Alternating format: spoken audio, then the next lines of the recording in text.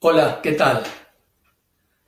De nuevo junto a ustedes, queriendo compartir un momento alrededor de la palabra de Dios.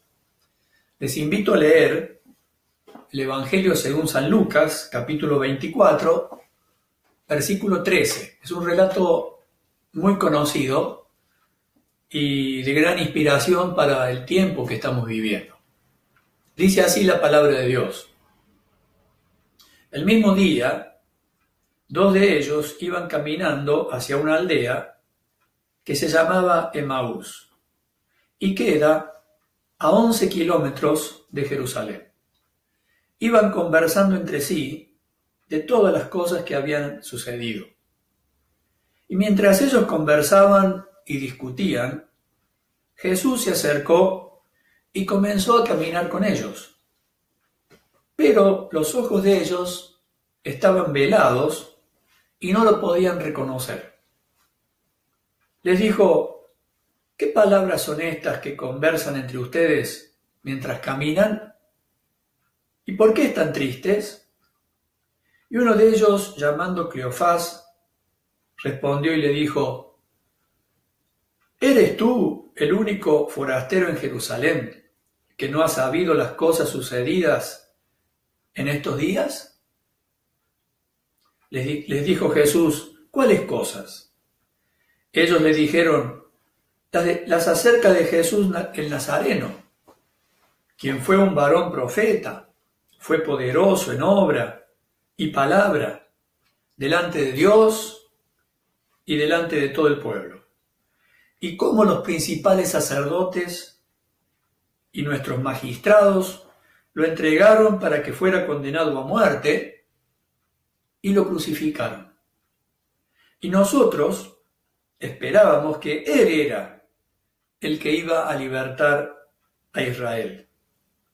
Pero además de todo esto, ya es el tercer día que ha acontecido esto, aunque algunas mujeres de entre nosotros nos han asombrado después de ir muy temprano al sepulcro. Pues al no hallar el cuerpo, vinieron diciendo que habían visto una visión de ángeles, los cuales dijeron que Él vive. Y algunos de los nuestros fueron al sepulcro y hallaron tal como habían dicho las mujeres, pero a Él no lo vieron. Entonces Él les dijo: oh insensatos, tardos de corazón para creer en todo lo que hablaron los profetas. ¿Acaso no era necesario que el Mesías padeciera estas cosas y entrara en su gloria? Y comenzando desde Moisés y siguiendo por todos los profetas, les explicó en todas las escrituras las cosas referentes a Él mismo. Y acercándose a la aldea a donde iban, Él dio la impresión de querer ir más lejos. Pero ellos lo constriñeron diciéndole: quédate con nosotros, pues está anocheciendo y el día ya ha declinado. Entró entonces Jesús a quedarse con ellos. Y sucedió que al reclinarse con ellos a la mesa, tomó el pan y lo bendijo, y después de partirlo, les daba. Y al momento se les abrieron los ojos y lo reconocieron, pero Él se les hizo invisible. Y entonces se dijeron el uno al otro: ¿no ardía nuestro corazón cuando nos hablaba en el camino, cuando nos abría las Escrituras? Y levantándose en aquella misma hora, regresaron a Jerusalén y hallaron a los 11 reunidos y a los que estaban con ellos, que decían: realmente fue resucitado el Señor y se apareció a Simón. Y entonces ellos también contaron lo sucedido en el camino y cómo fue reconocido por ellos al partir el pan.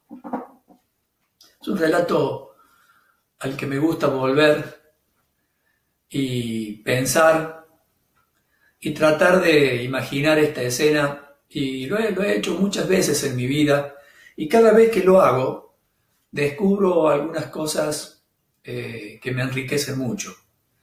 La primera de ellas es esa actitud de Jesús de no darse a conocer. Y parece algo paradojal, porque si hay algo que Dios pretendió a través de Jesús es que lo conocieran a Él. Sin embargo, en muchos relatos de la palabra, especialmente en los evangelios, Jesús se presenta en la escena como un desconocido. Ya lo había hecho en la escena del mar, cuando los discípulos iban remando con dificultad a la madrugada, todavía era muy oscuro, se levantó una gran tempestad y aparece Jesús y ellos se asustan y creen que es un fantasma. Y entonces Jesús les dice: no tengan miedo, yo soy Jesús, no tengan miedo. La otra vez también es cuando Él estaba allí ya resucitado en la costa, los discípulos habían salido a pescar y Él estaba allí en la costa, pero los discípulos lo miran y no lo reconocen.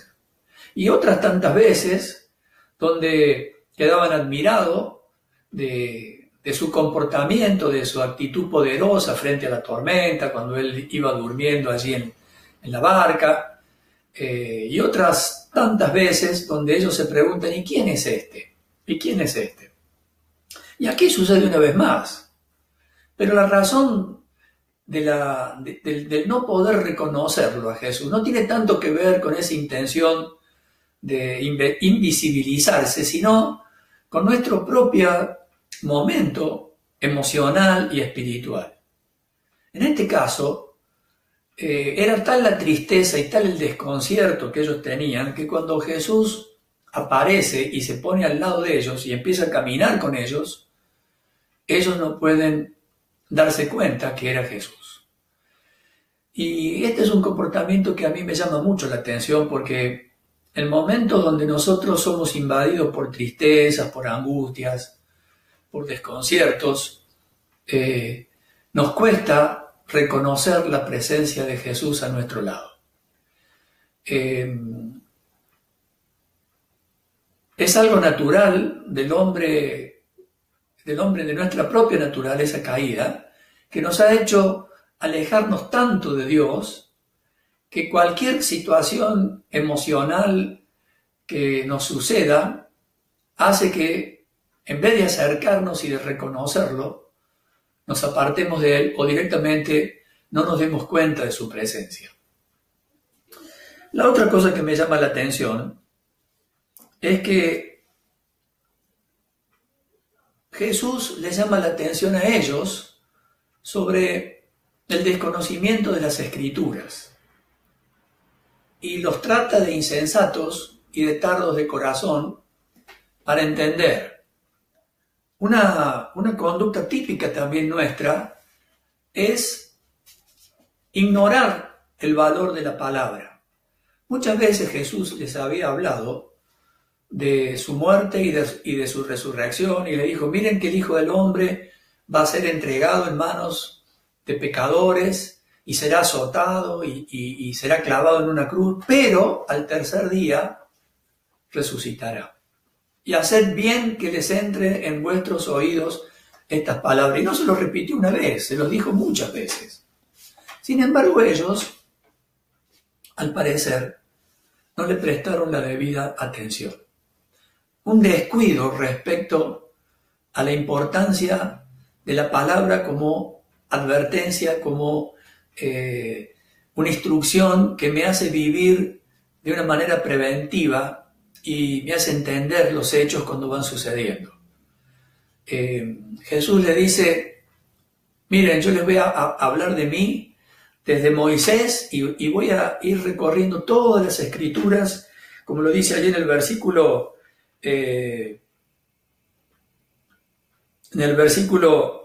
27, comenzando desde Moisés y siguiendo por todos los profetas, les explicó en todas las Escrituras las cosas referentes a Él mismo. La palabra de Dios tiene un valor instructivo, un valor preventivo que nos hace hacer una lectura de los acontecimientos distinta al resto cuando nosotros le damos importancia y valor. No es que ellos no habían sido instruidos al respecto, sino que ellos no le habían prestado la debida atención, tardos de corazón, insensatos, dice otra versión, para creer o para entender lo que se habla de mí. Pero también Jesús les enseña algo que es maravilloso acá, y este quizás sea el punto central de este párrafo, porque dice, no era necesario que el Cristo, que el Mesías padeciera estas cosas y entrara en su gloria. Algo que es muy importante para nosotros en este momento en que estamos rodeados por la muerte, por la inseguridad, por la pandemia. Estamos viviendo momentos impensados y a nuestro alrededor las noticias son de mucha tristeza, de mucho dolor, de mucha angustia. Gente que muere en todas partes del mundo. Y la muerte es como si se hubiera instaurado como un tema principal. Pero para el cristiano, si bien la palabra de Dios nos instruye acerca de la muerte y sigue siendo una sentencia, vamos a morir, está establecido a los hombres que mueran. Cuando vino Jesús, se encargó de quitarle el aguijón a la muerte, porque Él empezó a predicar un mensaje que le quitaba a la muerte el temor y esa zozobra que tiene el ser humano de no saber qué hay más allá. Y Él pronunció estas palabras tan maravillosas: el que cree en mí, aunque esté muerto, vivirá. Y la primera cosa que sucedió allí en esos días, y de eso se trata este relato, es que Él mismo murió, sufrió en la cruz, pero al tercer día resucitó. Y de esa manera la muerte quedó vencida. Le quitó Jesús el aguijón a la muerte. ¿En qué sentido se lo quitó? ¿En que no vamos a morir? No. El sentido es que no vamos a morir eternamente. Detrás de la muerte hay resurrección porque Cristo resucitó. ¿No era necesario que el Hijo de Dios, que el Mesías, fuera crucificado, padeciera estas cosas para luego entrar en la gloria? Además de eso, también hay una explicación a la muerte de Jesús, que es la muerte vicaria. Jesús, cuando murió, no fue porque la sentencia caía sobre él como un pecador, porque él era santo, él nunca había pecado. La muerte de Jesús fue una muerte en nuestro lugar. Él tomó nuestro lugar y recibió nuestra sentencia. Cuando Dios castigó a Jesús, en realidad me estaba castigando a mí, haciéndome pagar por mis pecados, pero en la espalda de mi Salvador. Y este es el maravilloso mensaje que nosotros tenemos, que los propios discípulos todavía no estaban alcanzando a entender. Ninguno todavía había incorporado a su vida la resurrección como un hecho práctico, como un hecho de esperanza. Todavía estaban creyendo que el propio Jesús los había defraudado. Nosotros esperábamos que Él fuera el que nos libertara, y mirá lo que le ha pasado. Terminó muerto, clavado en una cruz. Sin embargo, el propio Jesús les va haciendo entender esto tan maravilloso del Cordero de Dios que quita el pecado del mundo. Y poco a poco los discípulos fueron entendiendo, fueron incorporando, a fuerza de que el propio Jesús se encargó. Se encargó de mostrarles las manos con sus heridas, se fue apareciendo a ellos y les fue haciendo ver que era el Cristo resucitado. Qué hermoso que es tener esta esperanza gloriosa de que, a pesar de que nosotros tenemos una sentencia de muerte, que está establecido que vamos a morir, Sin embargo, porque Cristo murió y resucitó, nosotros también tenemos esperanza de vida eterna. Que Dios nos bendiga y que podamos vivir anticipadamente la resurrección a través de Cristo Jesús. Muchas gracias.